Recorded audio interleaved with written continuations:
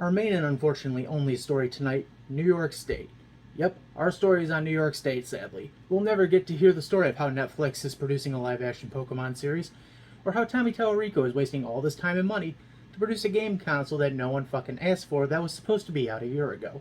No. Our story tonight is on New York State and a controversy from the late 90s that had a profound effect on Nintendo. Specifically, one game in particular, Mario Party. You know, the game you play with your friends when Mario Kart and Super Smash Bros. Wasn't too intense enough. Come on, AJ, beating you as Link in Smash and winning all 5 cups of Mario Kart wasn't enough. I need some real action. How about some Mario Party, motherfucker? Yeah! Anyway. This game was a hit when it was released in Japan in December of 1998 and in the US in February of 1999. Those successes eventually led to a series of so far 17 games as of 2021, with the announcement of Mario Party Superstars slated for an October release.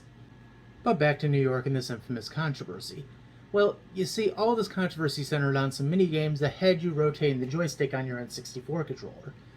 That's right, there was a chunk of minigames from the original Mario Party that had the players rotating the small analog stick around in circles. And remember, most of these games were timed, so if you were to try and complete these games in the time limit you were given, you'd have to spin this around as fast as freaking possible. Now you can see where I was going with this, and why it became so controversial.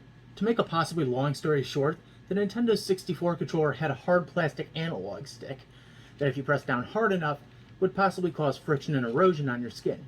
Now add the motion of rotating said stick, and you get where I'm fucking going with this.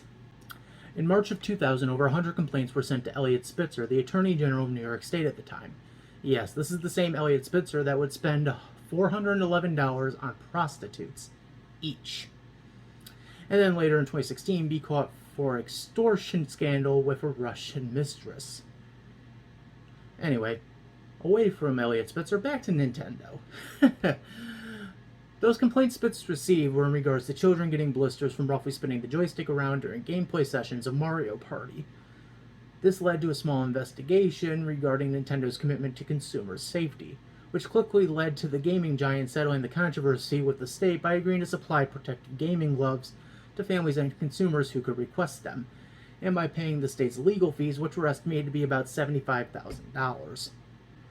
Now, it should be stated that the gloves that Nintendo were supplying to their consumers were essentially weightlifting gloves that cost about $18 each to produce.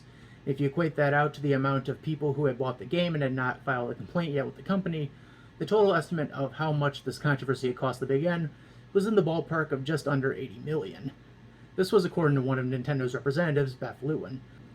Lewin also stated, however, that in 1999, the year of the game's North American release, the company received only 90 or so complaints, and that she wasn't sure if anyone else was going to take advantage of the settlement. Now I'm going to cast aside the United States for a minute to bring you a quick bit of fun, as it turned out that when the BBC Online reported on the controversy, they found it a bit ludicrous, as one Nintendo 64 UK magazine reporter stated, "We've had the game in the office for quite a while, and our hands haven't been chafed too much. It could only happen in America."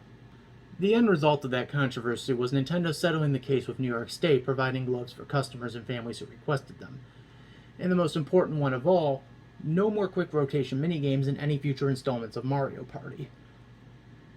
Following Mario Party 1 and the controversy that arose from it, Nintendo of Japan sent out a memo to the development team on Mario Party 2, telling them that due to the controversy that Mario Party 1 caused, they had to scale back the amount of quick joystick rotation games for Mario Party 2. The team agreed to this, and the following installment would have no minigames in that style. In fact, those minigames wouldn't return until Mario Party Island Tour for the 3DS, when they could utilize a safer thumb pad instead of an analog stick.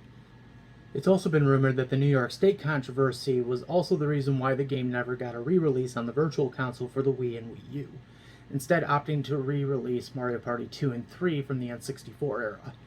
In fact, Mario Party 1 wouldn't get a re-release until some of the minigames would get utilized in Mario Party The Top 100 for the 3DS in 2017, around the time of the game's 20th anniversary.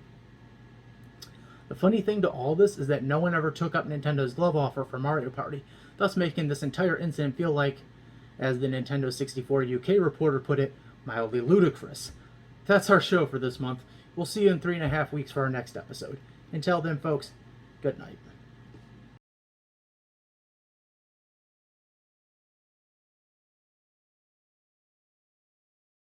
心細いな心細いな心細いな心細いな心細いな心細いな心細いな心細いな心細いな心細いな心細いな心